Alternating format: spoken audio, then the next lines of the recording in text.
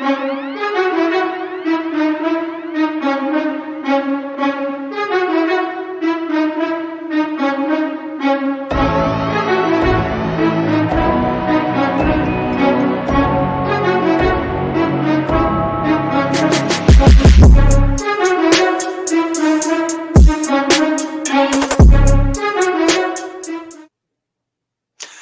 what's up, everybody? Welcome back. This is Take It to the Hizzy, Fantasy Basketball, TITTH number 146. I'm your host, Justin Bruni, but I got Blake Jacobs and Stephen Hammond with me tonight. Happy Thursday, gentlemen. Happy Friday Eve. How are we doing?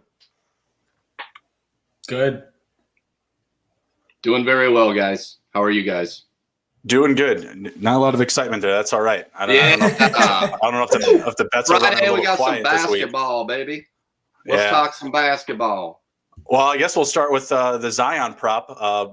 Blake and I did a funny mustache prop for Zion Williamson. Would he or would he not finish in the top 10 in total points? I took the top 10. Blake took the outside, and that's why he looks like a Cal Naughton Jr. lookalike right now. So Blake here to pay his debt. You've been holding on to this for like a week, right? The stash. Yeah, I thought we were gonna have a show last week, so I shaved it on Tuesday a week ago. You're a little quick on the gun. Yeah, I don't hate that. I don't hate it. Shake and bake, as you would say, Cal. But should I say shake and Blake? I don't know. There we go. Good like what you did there. But yeah, I mean, how much did I lose by? The guy who was outside, it was Vucevic and it was Zach 6 Levine. points. It was 6 points, right? So I mean, like, I don't think that I made that bad of a bet, but I lost. So here I am. It was good. Well, we also needed Zion to sit out like the last 4 or 5 games with it was like a broken pinky or broken finger or something like that. I don't know. Yep. Something separated. I thought I was doomed for sure. But the last day of the regular season, you bet your ass I was looking up those numbers. No funny mustache for me. You did it. You did it well though. You wrote it out for a week. So punishment fulfilled. I mean, you can shave it, but from the sounds of it, it sounds like you're getting some extra attention. Yeah, like a few whistles and cat calls here and there. But yeah. Sounds like it's been a positive change in your life. You might consider keeping it and taking more prop bets on or against me. I don't know. We'll see. Oddly enough, today's the first day I put hair product back on my head, so things are going well over here. No funny mustaches, and I'm almost got a full hair of head again. So, once it starts getting long enough, I got to do something with it. Otherwise, I've got this weird curl shit going on. Can't have that. So, but let's dive into tonight's action here. Before we jump into the Monkey Knife Fight props, what are your guys' best bets for tonight? Blake, I know that you have a DFS lineup to share. I got that popping off on the bottom of the screen there. So you guys can just jump into your best bets, and then we'll jump over to the Monkey Knife Fight stuff here. You want me to go into that lineup? If you want to, you go ahead. Okay. We'll go into the one that I sent you to. We both agreed that we like this second one better. That's the one on the bottom line here. Yep, the bottom line here. I'm going with a Cameron Payne first off at point guard. Chris Paul's been having this nagging shoulder issue. Who knows if it bothers him more, and then they put him on the bench or if he even leaves the game. It's too much of a risk there, but so that's why I'm going with Cameron Payne. He's 4,800 there. Mm-hmm. Love that, especially if Paul is limited a bit. So going next, I'm gonna go with shooting guard. I got Monte Morris. They're without DeJounte Murray, or not DeJounte, Jamal Murray. Jamal Murray. So they're going to be looking for another guy to score. And the guy's going to have the ball in his hands a lot. So there's going to be more opportunity for him, especially if he has some open looks. And he's going to be dishing the ball. So I love that. The usage is there. Just looking at his minutes in the last game, it was 30 minutes. So I think I'm going to see another 30 minutes from him. And that's good usage, especially for 4,200. Yeah, absolutely. And I'm sort of doing a little nugget stack here. I also have Yokic at the bottom at my utility, but next I have at my shooting forward position, I have Michael Porter Jr. Same sort of deal. I mean, who else do they have? They have Yokic, and the next guy probably looking to score is Porter. So, and I'll go back to Monte. I mean, he's gonna if he's dishing him the ball, we're getting assists and buckets at the same time. I love that. I'm going cheap again here at power forward with Covington, Robert Covington. You know, you can't get it all from Dame. You can't get it all from CJ. The thing I love about Robert Covington is he's going to get you steals and he's going to get you blocks, and those things add up very well. If he gets a couple of each, you know, you already have 10, 15, 16 fantasy points if he gets 3 or 4 apiece. And he's going to score and get rebounds. So at the price tag of 4,400, all you're looking at getting from him is probably you would love a 30+ fantasy point day. And I've seen him put up 50s. So at that price tag, you got to love what he can bring to the table, especially with the defensive end. I'm going back to Portland. I'm going with Nurkic, double machine. They're going to look to him. I mean, like I said, Portland's not going to be able to get it all done with Dame and CJ. So I love Nurkic. The usage is going to be there. Like I said, double. Maybe a steal or block here and there. I think that he's capable of 40 to 50. I love the price tag of 6,800. I mean, that's just bananas. I understand the slate isn't that big, but 68 is just way too cheap to pass that up. Up next, I'm going with Mr. Drew Holiday. What did he have? 15 assists in the playoffs for the Bucks. That was the most assists by a Bucks player since like the 80s. So, I mean, you got to love what he's doing right now. I know he's probably going to be chalky. His price tag, 7,600. There's a lot of point guards on the slate that are a lot of steals for him too. You know, he plays defense. That's a great thing about him. You know, that adds up too. But you know, most people are going to be chasing him because he had a big game. I understand it's chalky, but it's just too cheap when he can get you the same amount of fantasy points as a Dame Lillard.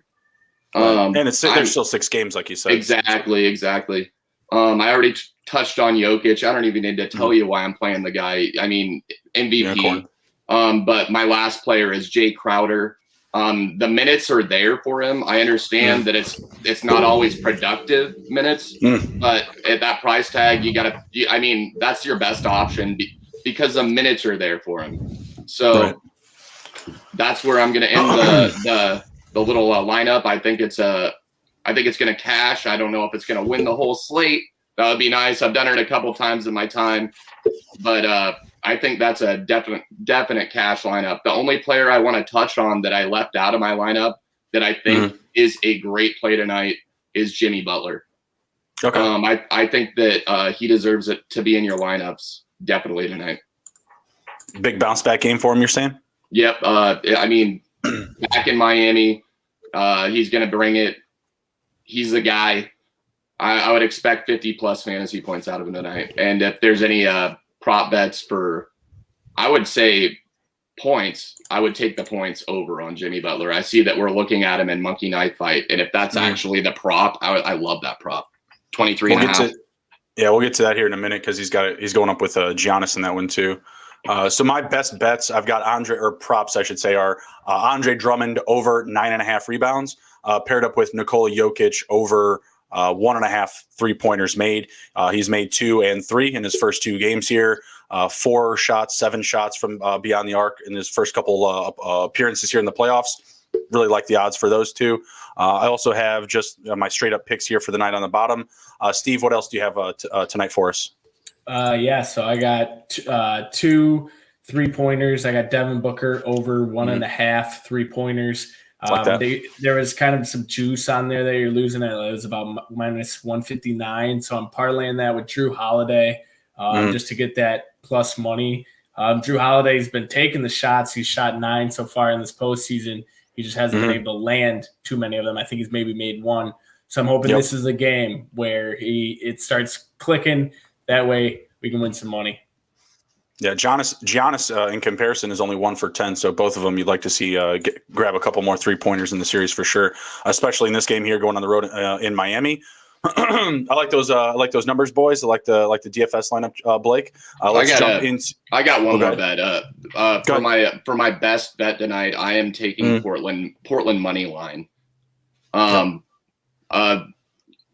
I said before, the Denver backcourt's shorthanded pretty severely. I mean, you got Campazzo, a guy that we wouldn't even be talking about. Unless I didn't talk about him all the time. We talk about him. Oh, we do. We definitely do talk about him. But I'm just saying, like, in the playoffs, who would have thought that at the beginning of the year, this guy would be playing mad minutes in the playoffs? And, he's showing out. Did you see that pass underneath someone's legs to Yokic? I see him all, buddy. Oh, man, he passed it right underneath his leg. He's dirty. But he does that. He does that little stuff all the time, though. That's just a part of his game. I mean, Dame has been spectacular. He's averaging 38 points and 11.5 assists in the series. And another big factor that I love, I mean, it's in Portland, but the fans, the capacity of the fans was limited to 1,900. Tonight, it's increased to 8,000. Let's go. I got them money line as well. We'll just jump into the game picks now because I've shared mine on the bottom here. Blake's diving into Portland already, so let's get after it. First up, we've got our Monkey Knife Fight props. First up, we've got Giannis versus Jimmy Butler. Total for Giannis is 28.5. Jimmy Butler 23.5. Blake, you already said you're going over for Jimmy. What about Giannis? I'm going under on him. Okay. I think that this is going to be more of a Middleton game. I think. It being in Miami, Giannis may get into a little bit of foul trouble and hit the bench early. And you know how when Giannis gets flustered, he starts taking ill-advised shots. I don't like that over, especially on the road. It is a tall number for the road. What do you think, Steve? Yeah, I'm in agreement with Blake here. I think Giannis goes under. It's kind of too tall of a number on the road also. But I like Jimmy Butler to go over. Absolutely. I think this. I don't know what it was. I should have looked at it. I even think Jimmy could have a triple double tonight. So I'm gonna take the over there. I love that. What's the odds on that? I'm gonna look that up right now. I'm actually going opposite, and it's really just based off of the performance in the series thus far. Jimmy Butler has not come to play so far. I mean, he could bounce back tonight, but he's only shooting 25% from the field. He's only scored 27 points through 2 games to Giannis' about 57 or 58. So I'm actually going to go over for Giannis and under for Jimmy. I feel like that number is just far too low. It is. Go ahead.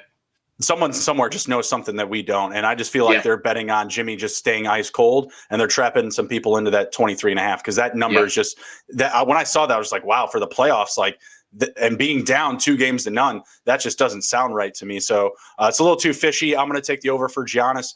He's been hitting that number pretty consistently or close to that number across the first 2 games. Jimmy's not. The thing with Jimmy, I think he's just going to have to. He's just going to have to, they're going to, when Tatum was playing against who were they playing to get in? Washington. They needed a 50 burger from him. I mean, they had to get it. So I feel like it's a similar situation for Jimmy tonight. Sure. Yeah. And it very well could be, but I feel like the situation's like that for really everybody on the roster. I mean, we'll get to that here in a minute. Let's go on to the next prop here, unless you got anything to bring us full circle on that one, Steve. No, I just think but Jimmy Butler, when his back's up against the wall, is kind of when he shines. So I think there's some opportunity there. I feel you. And like I said, it's still a really low number. I just feel like someone's got some inside information that we don't. All right, next up, we've got Devin Booker versus Anthony Davis. Devin Booker, 28.5 points. Anthony Davis, 25.5. We'll start with you, Steve. I like the over on Devin Booker for sure. I think he's going to have to score more to keep this Suns team in it. I like him to at least have 30 with ease. This Anthony Davis number just seems a little too tall for me. I don't know. I think I'm going to take the under on that. I think, maybe even just finishes with 25. That the hook kind of gets you. So I'll go over on Booker, under on Davis. Okay. What do you think, Steve or Blake? Sorry. So I agree. Absolutely. Devin Booker over all day. I think he has 30 plus. Chris Paul is not going to be shooting the ball. He just isn't. I mean, unless he's been faking this injury and wearing Band-Aids on his shoulders this whole time. I don't see any reason why. I'm surprised it's not like 33.5. Honestly. But the Anthony Davis number, it scares me. I'm going under. I think this is going to be a LeBron James game. Had it been LeBron James there instead of Anthony Davis, I would be going over. Okay. I'm going to go over for both just because Davis is still leading the Lakers in scoring so far. Same with Booker, and he's hit over 30 points in both the first two games. And I think that is strongly because of Chris Paul's injury and just his lack of playing time. Booker has to do more ball handling, which has been leading to a lot more pick and rolls for him, driving to the paint, really taking it to the lane.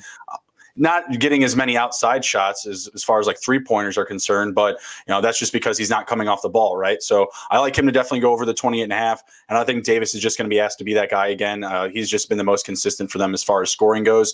LeBron could have a big game too, but they could both honestly hit over that number and just get a little bit less scoring from everybody else. So, and this game could very well go to overtime. No, absolutely. We'll get to the total here soon, but it's low enough that we might see exactly that. Last up we've got is Dame Lillard versus Nicola Yokic. Totals are both very big. 33.5 for Dame, 32.5 for Yokic. We'll start with you, Blake. Where are you going here? Let me look at these numbers a little bit. That's tough. I am going to go. I'm going to go under on Dame. Okay. Just because I don't think that he's going to be able. They're not going to try and get it done all by. He's not going to try and get it done all by himself. I think this is going to be more a spread out team effort sort of deal. They're going to need some big numbers from Covington tonight. They're going to need Carmelo to have 15 and 7 and 8 hopefully. But yeah, I just don't all year. I've been betting overs on Dame Lillard just because, he's cold, man. Like he can hit it from anywhere on the floor, but every time I pick him over, it's usually around 29, 30 points and he never got it for me. So it's just going to be tough for me to take that over. But for Jokic, I think that he does hit this over. They're depleted. They're going to need him to score. He hits threes. He gets putbacks. He goes to the line. I think he goes over. What do you think, Steve? Yeah, these are tall numbers. If I had to take, I'm going to go under on both.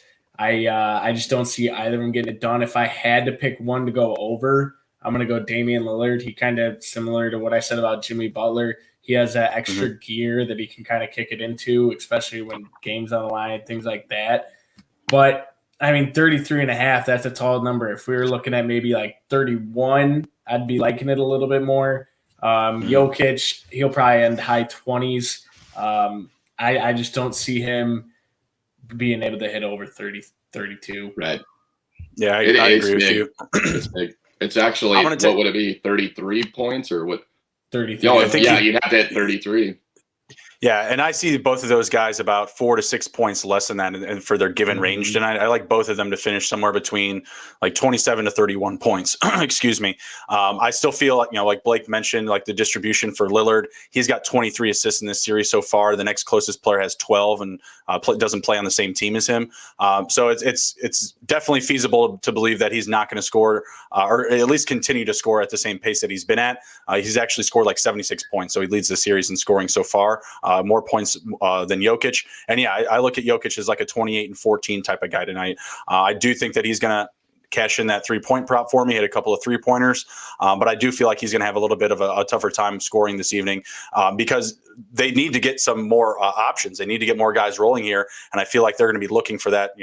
The bench or the starters are doing all the scoring. And I feel like the bench might take a few more liberties tonight as they need to get going in this series. What's the prop for CJ McCollum's 3-pointers? I would have if it's 2.5, I would take that all day. If I were to bet, I would say it's 2.5. Let me see if I can get it pulled up here. I definitely think he hits three of them tonight. While I get this pulled up here, Blake, I'll let you kind of kick it off here with the bump part. So he's got it. That's tough. We're looking at the Bucks and the Heat. We got the Bucks traveling to Miami, game 3. We got the Bucks up 2-0. Heat back up against the walls here. 1.5 here on the spread. That just seems low. I understand it's a home game for the Heat, but with the way the Bucks have been playing, the depth they have, I personally am taking the Bucks spread. I'm not even looking at the money line. The money line's pretty useless at this point. But I think it's better value.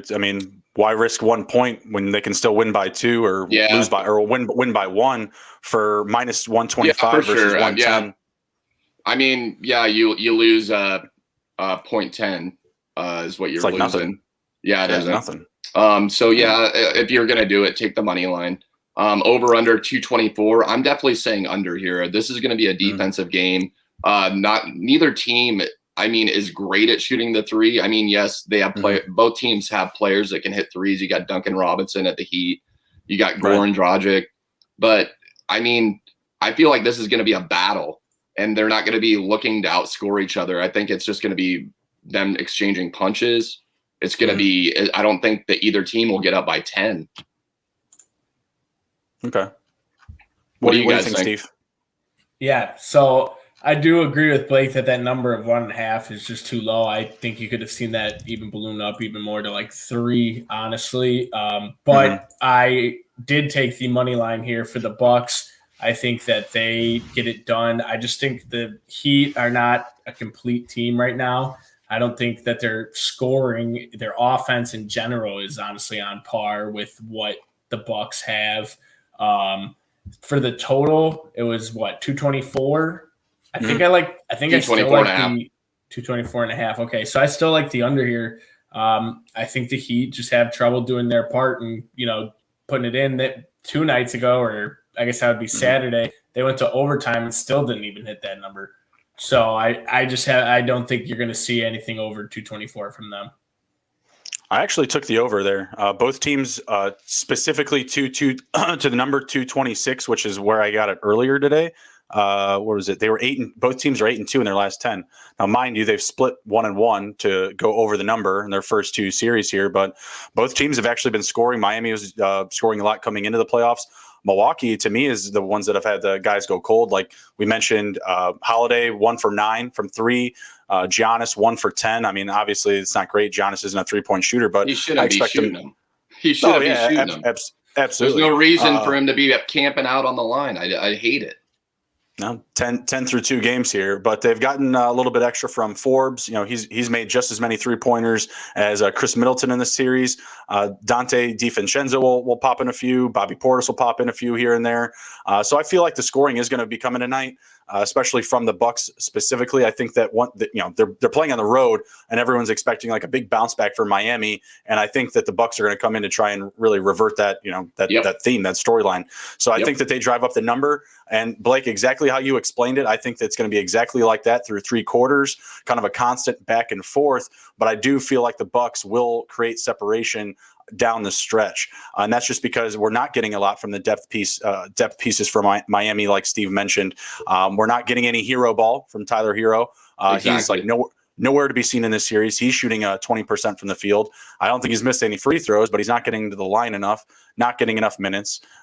Duncan Robinson, we've seen the good and the bad so far. I think they're still going to need a lot from him. And Jimmy Butler, honestly, we're expecting a comeback game here, but he's been nowhere to be seen, shooting 25% from the field. That first game when they went to overtime, he was 4 for 22 shooting, and they lost by 2. You know what I mean? In that game, that's the game where he needed to step up when his back was against the wall, quote unquote. If he's a player that answers the call in the trenches, I just don't believe in him. If they hit the under, it's probably to Steve's point, because the Heat just didn't drive the number. But I am expecting them to bounce back, being down 2-0, first game at home. I like a little bit more offense in this one. What do you guys think about that game going to overtime? Do you think Giannis held the ball too long before that free throw? I think it's choppy, but if you're not gonna go to the time, then eventually someone's gonna call you on it. That's just what it is. You didn't think it was petty? I understand it's the rules, but it was literally right at the end. It's not like it was like a couple seconds after. You don't think it was petty? It's still a rule at the end of the day. Obviously, a lot of guys get away with it because the refs, they're human. And just like the players get caught staring at the pinstripes, a referee is going to get caught staring at LeBron too. Like, I really need to take in this moment. I'm watching one of the better basketball players of my time do his thing right now. And I just feel like a lot of guys let it go. But at the end of the day, he cleared the time. Yeah, he cleared it. You got anything to add, Steve? No, I think you hit it. Was it petty? Yeah, probably. But in the playoffs, you're not pulling any punches. I mean, had they lost that, I mean, because technically you made the free throw and then missed it, after the count went too deep. If they lost it, it would have just been a one-game storyline. Yeah. They would have gone on to the next game, gotten their faces smashed in again. I mean, say they lost and the whole series. I mean, Bucks fans would just fucking hate him. Yeah, but that would also be a very Bucks way to lose the playoffs. Or maybe they would also. I mean, maybe they could just also hate the refs. I don't know. Yeah, but I mean, the refs, at the end of the day, it's not going to matter. Like, what's going to happen? You know what I mean? Someone's going to get a slap on the wrist. It's not going to be that big a deal. Say, it happened in that game. Do you think the same thing would have happened in a game 7?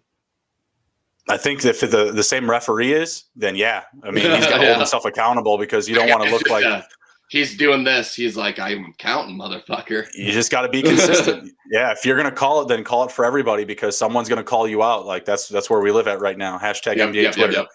And I'm on the clock. These bastards, I swear. Unreal. I told you guys about that before the show started. Who do you take? I'm not even looking at it right now. These guys in the slow draft for this, like, what is this part?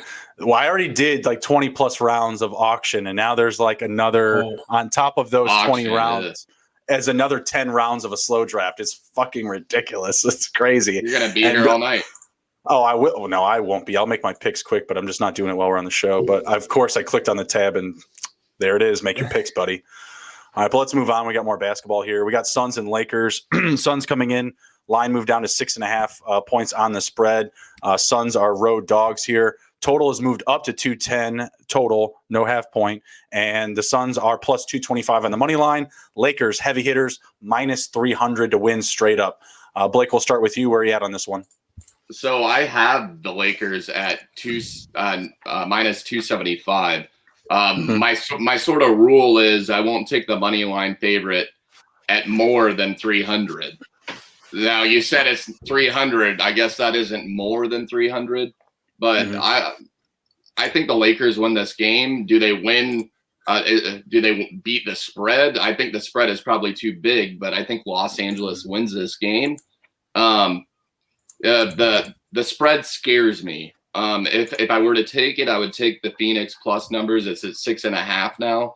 That's scary because it was at 7. And yeah, I'm not going to go either way. I'd rather just take the Lakers money line.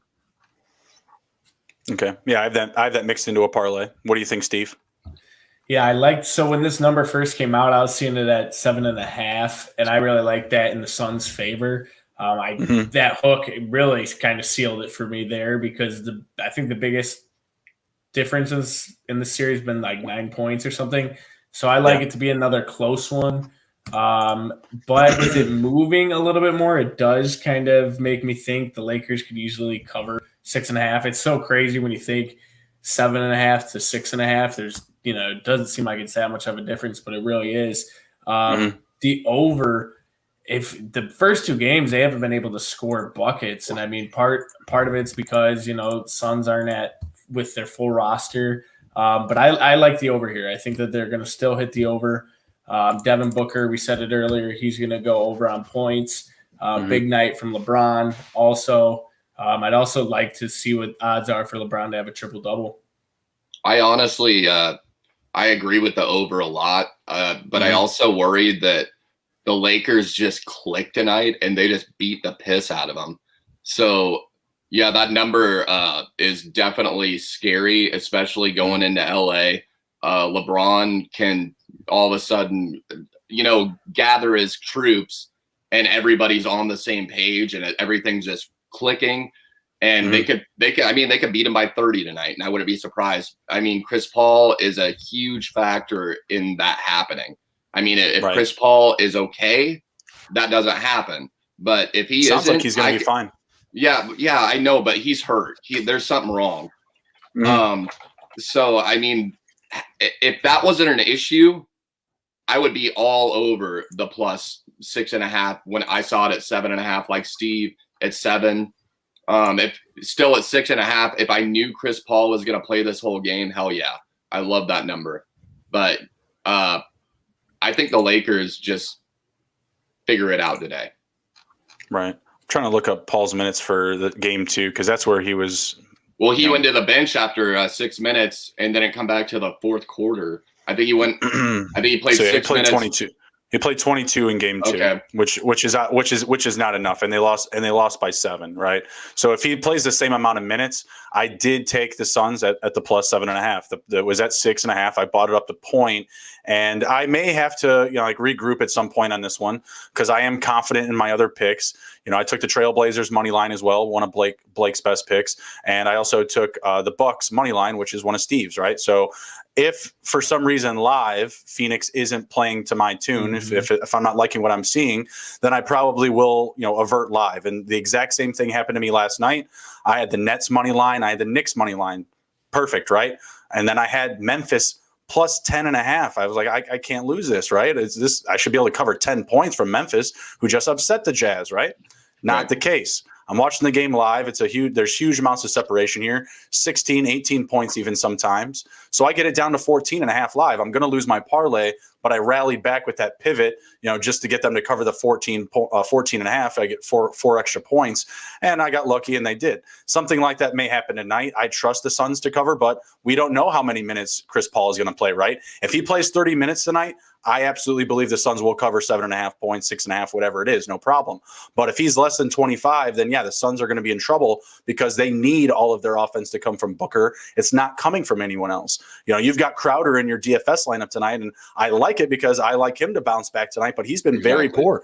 What is it? 1 for 13 from beyond the arc. This is a guy that's been providing them consistent 3-point percentage all year long, and they need him to continue to score so that he can just stay on the floor because of his big body and his frame. His big body. He can slow down Davis and LeBron in the paint a little bit. And I'm not going to stretch to Andre Drummond in that argument, but he can definitely provide more on defense. It's just so as long as he's keeping the pace going on offense. If he's not scoring, he's going to get pulled off the floor for Saric or whoever to get some pace going to get the offense rolling because they're constantly playing catch up so far. Even in that first game when they did create some separation at the end, had the 9-point win, that was a very close game. But they were not the team that was driving up the number and constantly being ahead of the Lakers. They just took the lead at the right time. Tonight's game, I mean, it's something that I'm betting live, but I feel confident that the Suns do cover on the road still. I like the Lakers to win.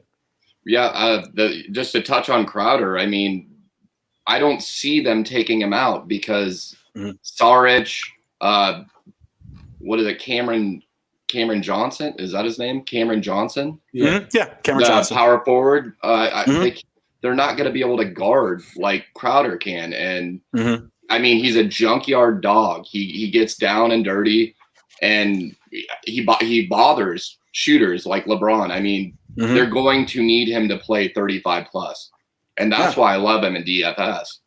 He just can't shoot 3 for 10. I mean, as far on offense, but if you're losing by 7 and you got a guy like 10. him. Oh yeah, you love it absolutely. But 0 for 7 from the 3-point line in his last game, like that's what we need to pick up. Like, and he's a consistent 3-point shooter. He can hit it from behind the arc, no problem. We just need that form of him again. Otherwise, the Suns are going to be in trouble. What do you guys think about the series? 6-7 games, probably Lakers still, or what are we thinking? I'm going to say 6 games, and I think the Suns are going to win it if Chris Paul is there. Now, if Chris Paul's out, it's over in 5. All right. I agree. I like Lakers in 6. I think it's just still going to be a little too hard to run down the Lakers, whereas the Lakers can run down the Suns pretty easily. They're already doing it right now. I just think the Suns are probably one more piece away from really this, being a championship team. DeAndre Ayton took that next step, which you're really happy to see. But I don't even know what it is. But they're probably one piece away from being a championship team. I agree with that. I don't think that that the Lakers are a championship team right now, though, either. So, I mean, agree. I'm not saying that the Suns are going to win the championship this year. I just think if Chris Paul is healthy and on the floor and playing his actual minutes, the Suns are the better team right now. Yeah, I agree with that. But to Steve's point about missing that piece, I mean, realistically, they need Jay Crowder to be like a Tobias Harris right now, and he's just not that. He's just not that guy, and that's who they're missing. Is just like that big hole at the 4, like we get that 20 and 10. Exactly. And Crowder and Johnson probably aren't going to be enough when you're going up against guys like LeBron, Anthony Davis, Andre Drummond in the paint. And then they just have so many options to rotate at the 1 and 2 between Schroeder and Kuzma and Talon Horton-Tucker and Caruso and Caldwell Pope. It's just like it's endless what they can do with their lineup management. So it's just going to be a too tall of an order for me for the Suns to take it down in 6 or 7. With the emergence of the Chris Paul injury, I just don't have the same confidence as I did. If he wasn't hurt, because even if he's playing, he's going to be playing hurt. If he wasn't, I'd be right there with you, Blake. I would be Suns in 6. But right now, the Lakers just seem too deep for me. And, the Suns are just going to ask too much from their starters. It won't be efficient enough for them to, over the course of 6 or 7 games, unfortunately. Was definitely rooting them coming into the playoffs. But that injury to Paul is just too big of a dent to recover from. All right, last up here tonight, we've got the Nuggets and the Trailblazers. Nuggets 3-point dogs on the road. 227 is the total. Nuggets plus 140 on the money line. Anyone chasing Denver tonight? We'll start with Blake. Chasing Denver money line. My best bet tonight is Portland money line, so that's a no. Like I already said, Damian Lillard's been spectacular. Like I said, he's averaging 38 points and 11.5 assists. I mean, you bring it back to Portland with the crowd literally quadrupling their capacity. I love it. I don't think the Nuggets stand a chance tonight. What do you think, Steve? Yeah, I'm in agreement with Blake there. I think Blazers, this is a tough one for me too, because I think I would like the Nuggets to be the team and win, honestly. I'd like them more than the Trailblazers. I just don't think that they have enough to keep up with the Trailblazers I've said it for a while now, superstars win you the games in the playoffs, and with what CJ McCollum and Dame Lillard can do, it's just more than what only Yokic. Who else do they got? Michael Porter, okay, but is that really that star piece that's gonna close out a game for you? Probably not. So I think Trailblazers here. I like them money line, or no, actually I like them spread. I maybe would buy it down to 2.5. And then with an over under, I'm taking the over. I think this is going to be a high scoring game. Just kind of back and forth. Absolutely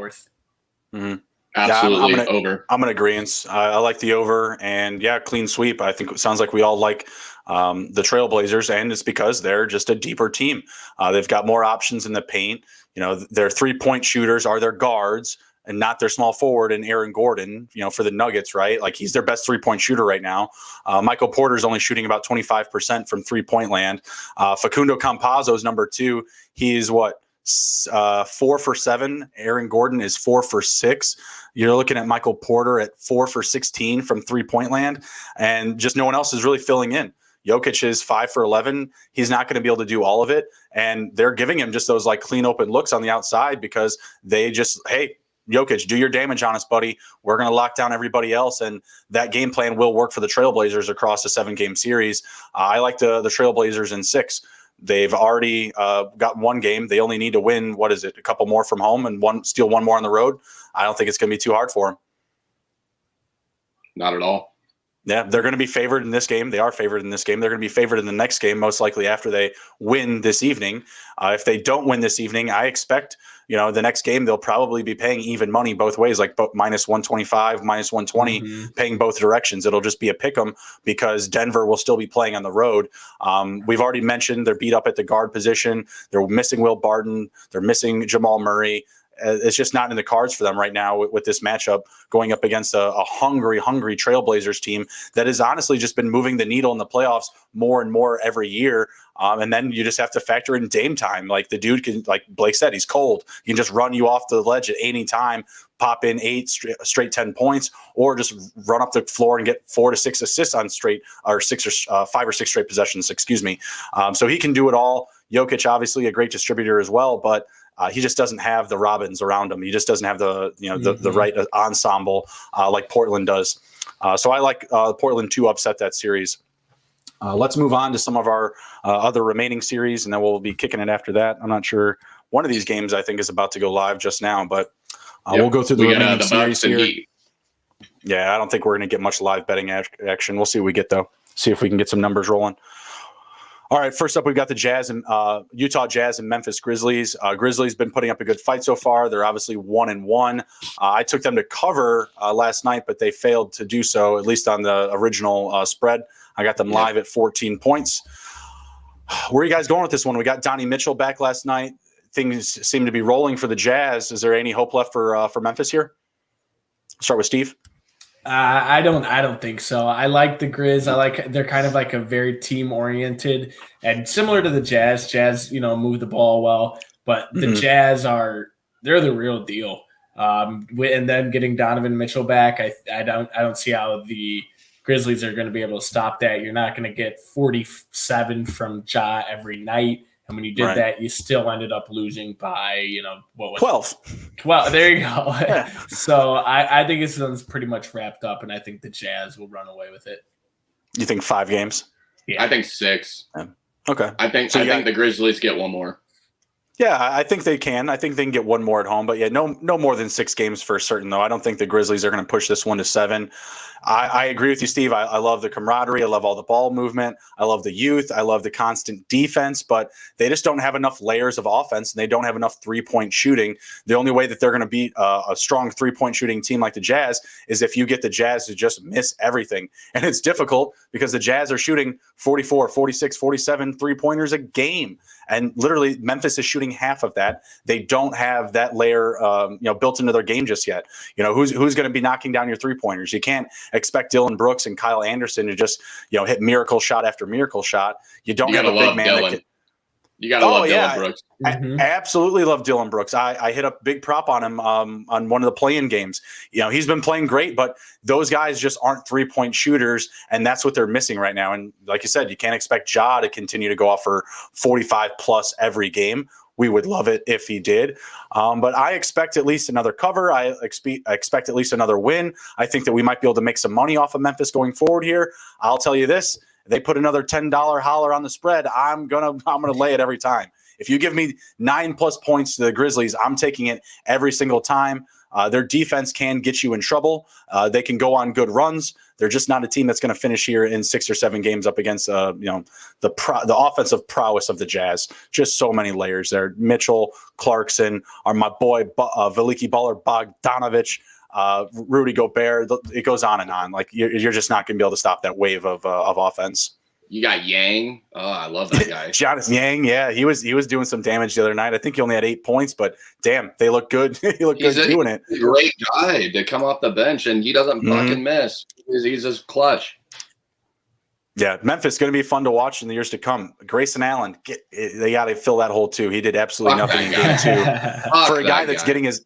Well, in regular season, he's a decent guy in fantasy. He's definitely in a points-based league, but the amount of mitts that he. Clown. Well, yeah, I mean, he's tripping people for no damn good reason. The guy's a dumb. I don't get it. He looks like helmet hair kid. It is what it is. Shit. He's a guy that fucking throws peanuts on the basketball court if he's not playing, type of guy. Probably. I wouldn't hate seeing him be a rock star in the China League, but he's found his way here.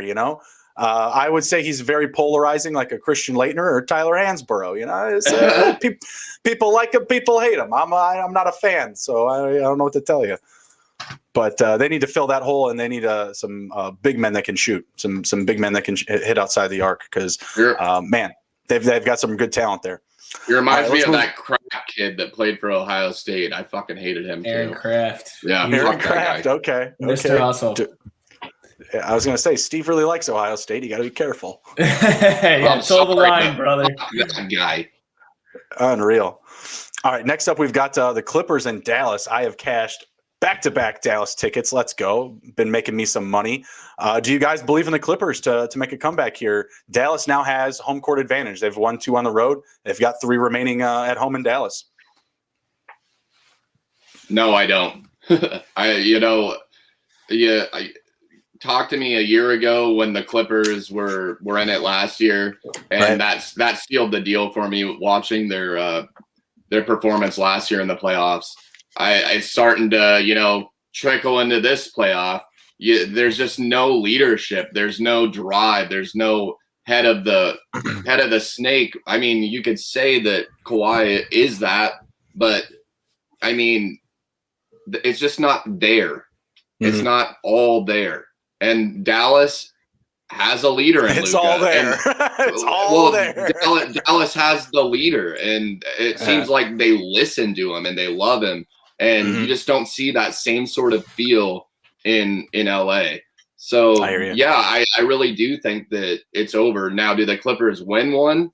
Absolutely. I think that they win one at least, but I don't think that it goes to 7 games.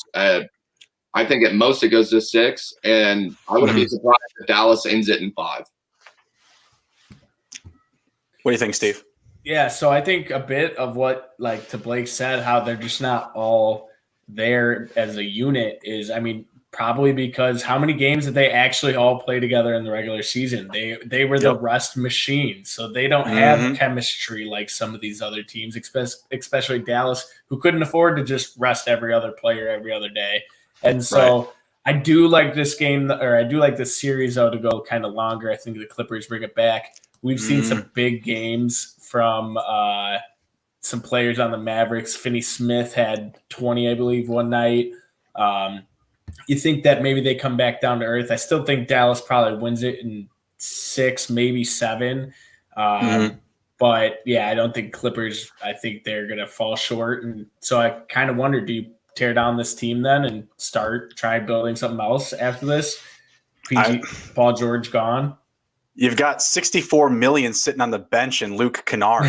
Like, what the hell? I mean, I know that he's also sitting alongside DeMarcus Cousins, who's not getting any minutes, who's making significantly less. Maybe they think that balances out somehow. I don't know.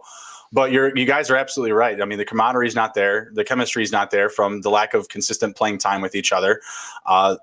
They're playing okay defense at certain points. Like, there are definitely points in these games where they're close, but they just don't have enough to go over the top. They don't have the 3-point shooting. Paul George hasn't shown up behind the arc. He's 3 for 15 through the first 2 games. And like, they're not getting blown out. Like, they're losing by a handful of points.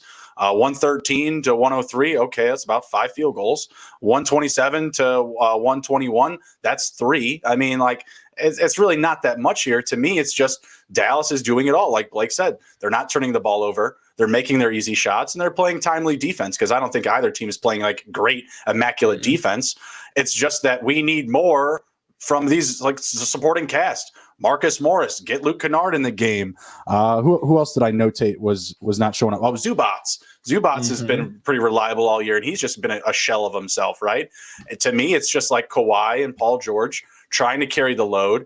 And maybe there's even a lack of respect from that, because these guys have been like, yeah, we've been playing in all these games. Now you guys are just going to show up and carry the load. And I'm only supposed to shoot 4 or 5 times a game when I've been shooting, maybe 8 or 9 times a game. You're just not going to get that same equity year long. And I'm not, the biggest, driver of karma, but the Clippers also forced their way into this position to go up against the Mavericks to try and avoid the Lakers. I think they would much rather be playing the Lakers right now. So they're kind of getting bit in the ass for that, for the game management towards the end of the season. They're a team, prime example of why I didn't bet like any games to close out the NBA season. I waited to the playoffs and I went on a 9-1 run to start.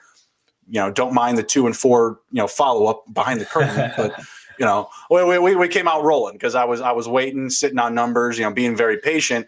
But the Clippers were, a big factor in that. Just teams were just resting guys, trying to lose games on purpose.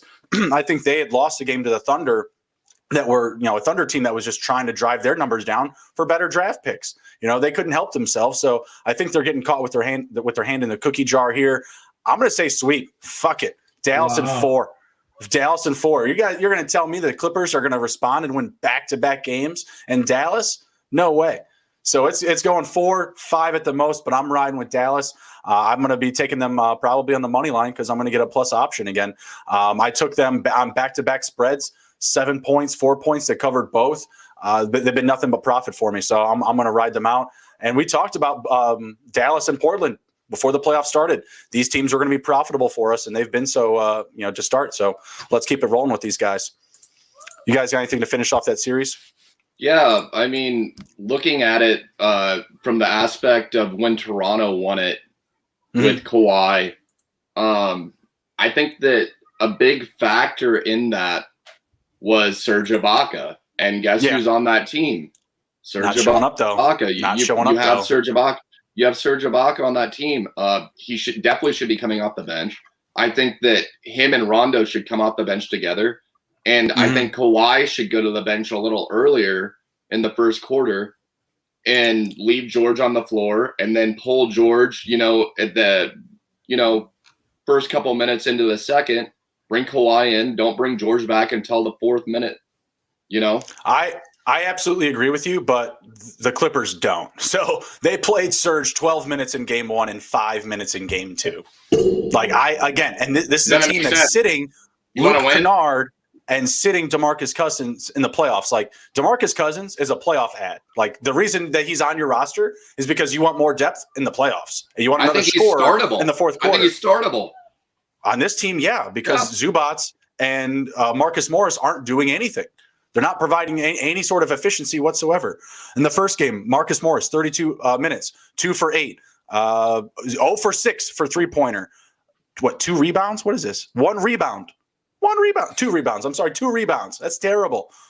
Zubats, 20 minutes, 4 for 5 shooting, not bad, but no rebounds, only 3 rebounds. They combined for 5. They're the starters. It's terrible. And I honestly don't hate starting Ibaka, but I just feel like him coming off the bench is better against a Dallas team when they're putting their bench in. Now, I love it at the same time because I love it at the same time that, say he starts, I mean, Luka's going to have a hard time getting into the paint when that man's down there. I mean, he's a presence. So, and that's what Luka does. I mean, Luka gets inside and he's crafty. And that's where they need a rim protector. They need someone to protect that rim without fouling. Well, it's just been a lot of Kawhi and Paul George. Both are playing 40 minutes a game. George is not carrying his own. Shooting percentage is okay, but again, he's just not finishing from behind the three-point line. 1 for 7 in his last game, 3 for 15 in the series. It's just been really bad. He's a minus 8. He's a minus 18 to Kawhi's minus 7, just a comparison. Wow. I mean, I would rather have Seth Curry over Richardson still. I don't understand why they got rid of him. Was it a money thing? I don't know. Seth Curry's sitting pretty up in Philly. He's going to be making a run to the finals probably. Right. So good on him. Good on him. He don't mind. That's what happens when you take a little trip to the East. Exactly. Let's do exactly that. Nice segue, Blake. But before we do, be sure to smash the like button, share the video, and follow us on youtube.com/take it to the Hizzy. Let's go. So first up, we've got probably the biggest mismatch in the playoffs, the 76ers and the Wizards. 76ers off to a controlling start, 2-0 lead. Are we getting a win here from the Wizards? It doesn't seem likely. Sweep, for sure. I mean, is there really anything to add in here? The Wizards just don't have any value in the paint whatsoever. 3, 4, 5. I mean, they're just going to get cleaned up. Yep. I mean, the 76ers could throw Ben Simmons at the 4. They'd still be better. Absolutely. Like, it's just too tall of an order here. What are some concerns maybe that you can get from this series of the 76ers that maybe the Wizards are exposing? Dude, to be honest, I don't know if there's too many. I mean, they've slowed down the triple-double machine to, I think he had like 10, 6, and 10 last night or something. It was a poor performance. They're really well-rounded. I just don't think – and the Wizards, I mean, we know that they are not a team that are really going to be exposing many teams either. They don't belong there. They have 2 players on their team that carry them most of the way, and then they got Beatrins or whatever the hell his name is. Bertans. Money. I hate that guy. Money. God, he's a weird-looking son of a bitch. Money. He's the I wasn't not going to say Mo Ali Cox. Who is it?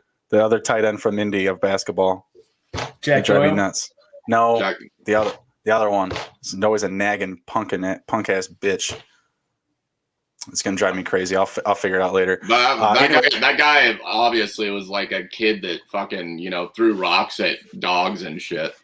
Oh, Trey Burton. He looks like Trey Burton. Trey Burton. Trey Burton. He's the Trey Burton of the NBA. Dude, the guy that threw a touchdown pass to what's his name, Nick Foles. Yeah, and then he cashed so many checks just for throwing that pass as a tight end. Dude, he wasn't bad. I mean, when you're doubling Zach Ertz and you're wide open, fuck it. Fuck it. Just go for it. Yeah, I mean, the 76ers are getting it done from everybody, or getting it from everybody. Tobias Harris, 56 points through 2 games. Embiid, 52. Simmons, 28. Seth Curry's lighting it up, 24 points in the first couple of games here. 3-point percentage has been there for these guys. Let me pull it up.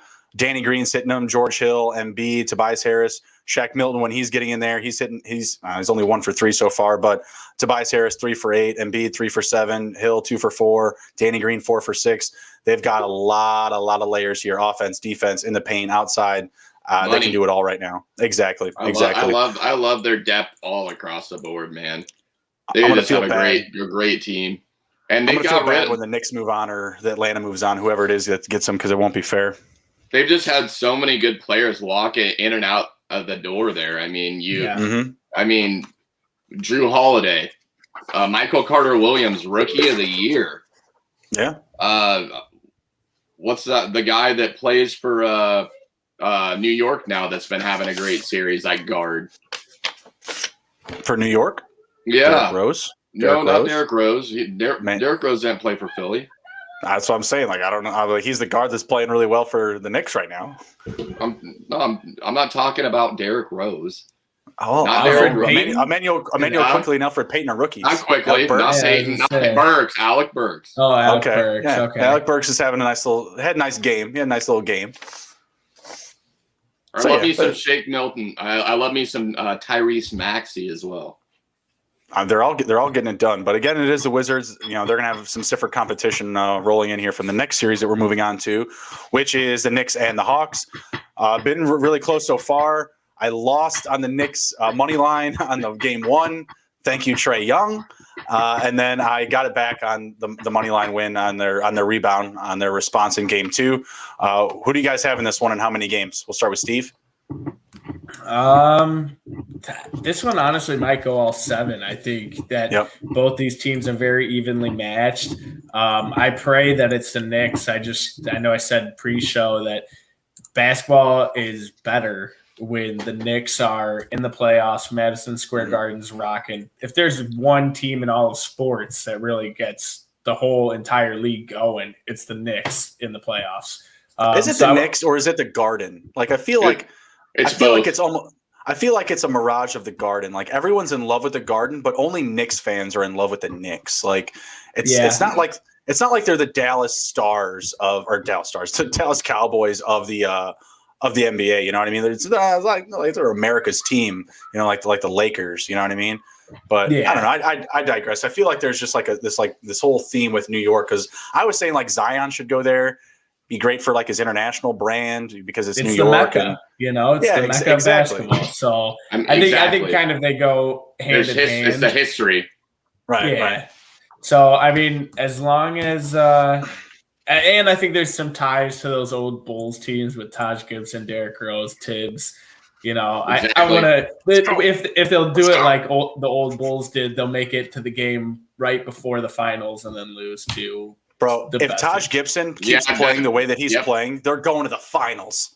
Taj Gibson's going to play like a monster like this. X factor. They're not going to go to the finals.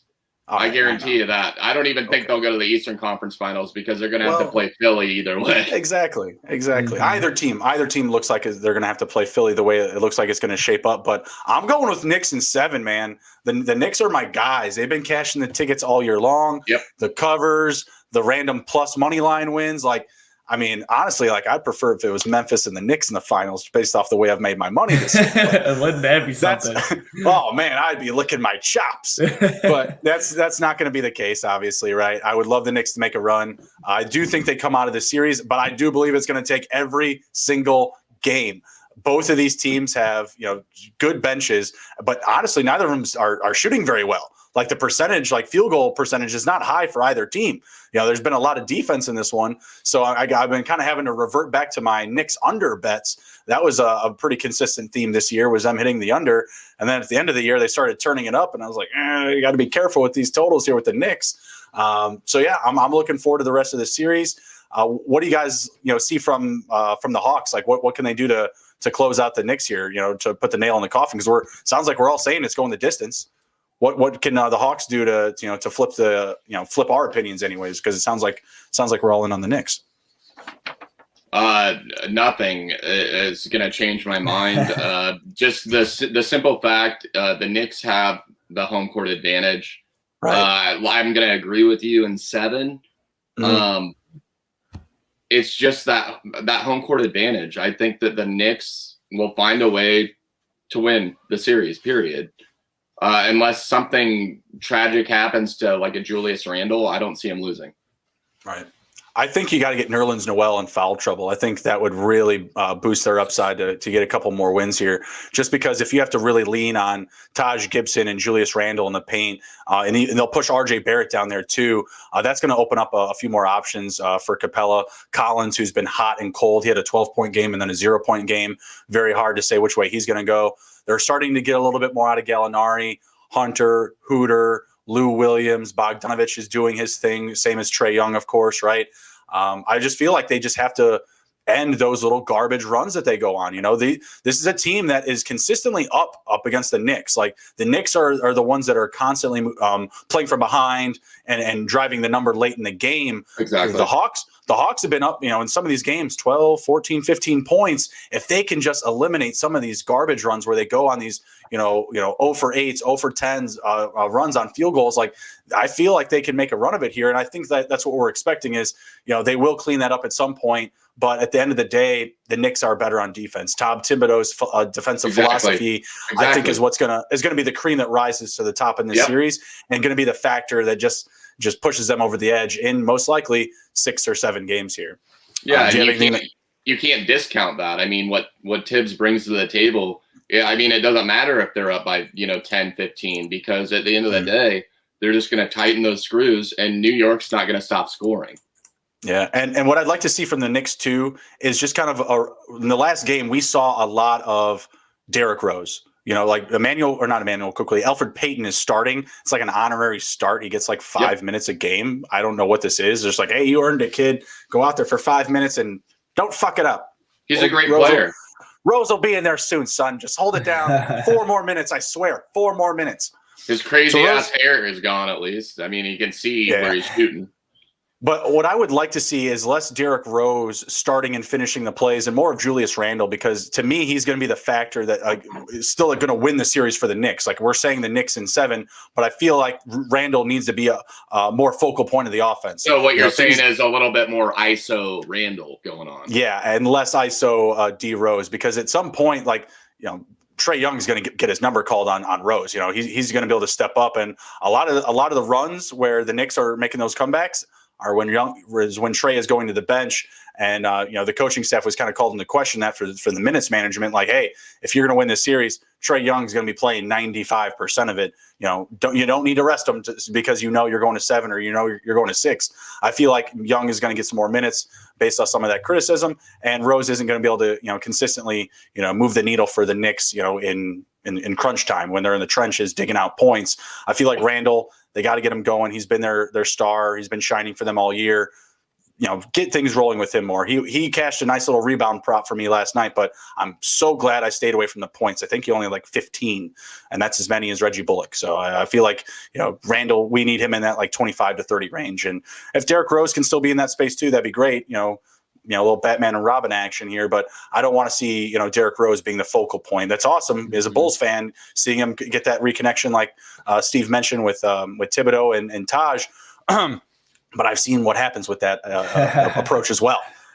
We've seen that injury. And if this team loses Derrick Rose, you can count them out from 7 games, the next series, whatever. He's been a huge part of what they're doing here. So staying off the podium a little bit. My bad. A little long-winded there, but go Knicks. Anything to wrap that up, Steve? No, this is going to be a great series. Already been, pretty good so far. So I hope it keeps it going. Right. Absolutely. And the last one we have up here is, unfortunately, the Nets and Blake's Celtics. Blake, what's going on here, man? Missing Jaylen Brown hurts a lot, guys. I feel like Tatum's got a big send help sign. Oh yeah, you know? And hopefully, it's. I love that Tatum has just had so much. I mean, the guy's only 23 years old, and you gotta love the experience that he's gotten so far. At his age, I mean, that's a blessing. And I honestly think that he will be an MVP in this league at one point. That being said, he just doesn't have enough help right now. Right. And no, I agree. I honestly, as a Celtics fan, of course, I'm going to say, yeah, they're going to come into Boston. They're going to tie up the series. And, that would, as much as I'll say it right now. Yes, it's going to happen. Boston's coming back. But no, I think they're going to get swept. I'm an agreeance, and it's a tough ask to go up against the Nets in the first round. I mean, they're getting scoring from everybody that we expected. Harden's back, Durant's moving the needle. It's just really, really tough. And even when they have kept it close, the Nets are just going to pull away in the fourth quarter regardless. There's just not enough hands in the world to stop all the pull-up jumpers from Irving, from Harden, and Durant. Like it's just not going to happen. And I remember watching game one, and I was just like, man, like they got this lead. I think the last time the Celtics had a lead was the first half. Was the first half of the first game. They have not had a lead since. And yeah, it probably did piss off the Nets a little bit that they were down 6 at the half in game one at home, whatever. I mean, I think they just need to know it's going to be fine. They have all the shooters that they need. Honestly, they don't have to have elite defense because they're just always going to have somebody that can ISO up any player on the team and shoot over them. I've seen Boston in the past. Go down 0-2 and come back. That was actually the last time I saw him do it was actually against your Chicago Bulls, and it was in the playoffs, and that's when you guys had Rondo. And we went down. I know it isn't. It isn't. It definitely is not. And let me touch on that a little bit. I mean, when you look at the three-headed fucking sick-ass monster the Nets have, I mean, you're talking about not one, not two, but 3 All-Stars, 2 of them being MVPs in the league at one point. I think Durant's got MVP twice, and Harden, has he gotten it twice or is it just once? I mean, you're talking about. I think just once. That's just hard to measure up to, and you can't. Absolutely. I mean, if all 3 of them are on the court at the same time, you can't double one of them because otherwise, I better hope they miss. Blake, will you trade us Jason Tatum to the Bulls, please? Please. Yeah, man, he's a monster, man. Please. I love him. I love him to death. I feel like he won't leave Boston. I don't think it'll ever happen. Yeah. Blake, could you guess who the leading scorer is for the playoffs so far for the Celtics? For the Celtics? Yeah, right now. Who has the most points to the first 2 games? The first 2 games, just off the top of my head, you're making me want to say most minutes as well. He's played the most minutes as well. You're making me want to say Tatum, but it's not. But is it Marcus Smart? It is. It is Marcus Smart. I was chanting his name to you the other day, and I don't know, we were going back and forth on a text or whatever. I was like, man, why doesn't he have more minutes right now? I don't know. He has the most minutes so far played for the Celtics, but I also feel like that was during that blowout they gave him some more time. But I mean, I like a lot of these guys, man. I love the lineup. Marcus Smart, I like Fournier, I like Tatum, I love Kemba Walker. Tristan Thompson is always a nice little deep stash in fantasy. Robert Williams broke the freaking Celtics playoff record in game 1 for blocks. Like, he showed up to play, but they just don't have enough. They don't have enough to stop these guys on defense. They're not winning, the battle on the offensive rebounding. They're just not scoring in general. What would I just see? 28% for Tatum, 37% for Kemba. That's bad. I mean, that's what they need to ride on right now without Brown. Marcus Smart, 46%. Evan Fournier, 42%. 3-point percentage isn't there for those guys. I mean, Tatum hasn't been great down the stretch as a 3-point shooter, but yeah, they just don't have it, and they just get a bad draw with the Nets. Would you trade Kemba Walker straight up for John Wall right now? If I was the John Wall owner, I would not do that, but Yeah, if I was Kemba Walker owner, I would do that for sure. Because John Wall wasn't asking for rest every other damn game. Yeah, I'm just talking as, like, would you, as if you were a Celtics fan, would you rather have John Wall or Kemba Walker? I think you'd rather have Kelly Olynyk is what you'd rather have. I know the Heat surely miss him right now. Too. That's exactly what I was going to say. I mean, remember when I said Kelly Olynyk was getting dumped in Houston, from the playoffs, essentially? That guy does not get the respect he deserves. He's a behemoth-looking motherfucker, but the guy is good. Gonzaga. I think he came from Gonzaga. Yeah, I think he was. He's a headband wearing. What's his name? He's a Walton type of guy. He's a Dirk wannabe. That's who people compared him to. That's not a bad wannabe to be. Bucks I'm looking at are up 24-10 here. Let's jump into a couple of live options before we kick it. Let's see here. Because that wraps up our series unless Steve thinks the Celtics are getting any wins. No. I'm sorry. I don't think they're going to. They're just too depleted. I'm not mad if you say that.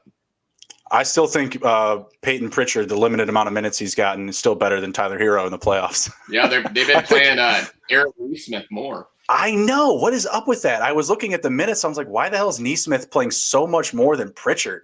Because they don't want to run him at point. They don't want to run him at shooting guard. They don't want to run him at point because they're running Marcus Smart there, and they're also running Kemba Walker. So you can run Marcus Smart. They think that Nesmith is the better shooter, and they probably aren't wrong because he was the best shooter in college last year. Catch and shoot wise, yeah, but not creating his own shot. That's what you want, for a shooting guard. I suppose so. I just feel like Pritchard gives him more upside running the pick and roll on defense in general. And Nesmith can, catch and shoot, but you got to be able to get it to him first. But it's a defensive liability either way because sure. if you put Pritchard in with Kimba, you're looking at two little guys. No, I wouldn't do that. I just mean just play him at the one behind Kemba and just rotate out Fournier and Smart. Or at this point, you could just say fuck Kemba, put him on the fucking bench, and just start Pritchard because it hasn't been working. Oh, it has not. Absolutely. What Kemba? What was he shooting? Terrible. 30%. Oh, that was from 3 points. So 30% from 3 point, 37% from the 2 point range. What the hell? Or just from the field in general. Not good. Not good, no. Kemba. Mr. Rest. At least Kawhi's putting up. He has one good game every 10 games. Right. All right, let's check some live options here and we'll close it down. The Bucks are up 26-14.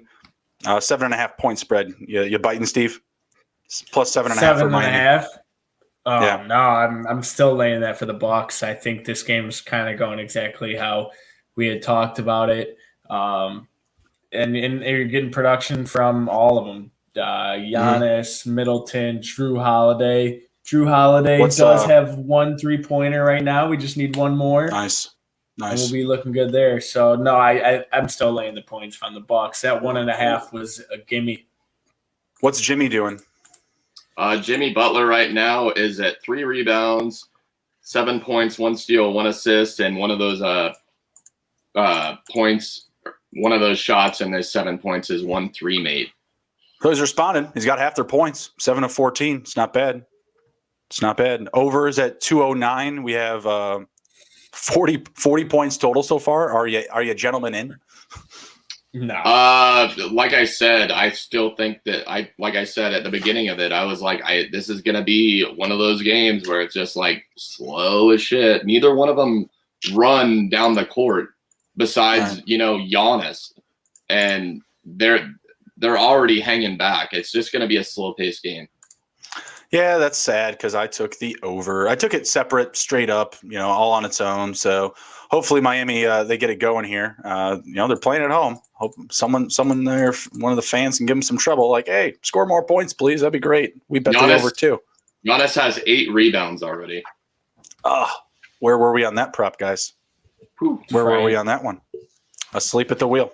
Going for that 2020. Indeed. All right. Well, let's see. I still have the Drummond one to go. Not going to be knowing about that for a while. Same thing for Jokic. So, all right, cool. We'll head out. Take care. Be well. We will see you again next week. Blake, you are a gentleman and a scholar for your pay up on that mustache. That is beautiful, sir.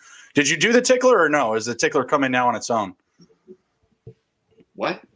The tickler. I said handlebar and tickler, and you just sent back a photo of handlebar, which is fine. I don't know what a tickler is. I'm not into that. You're working on it right here, my friend. Oh, that.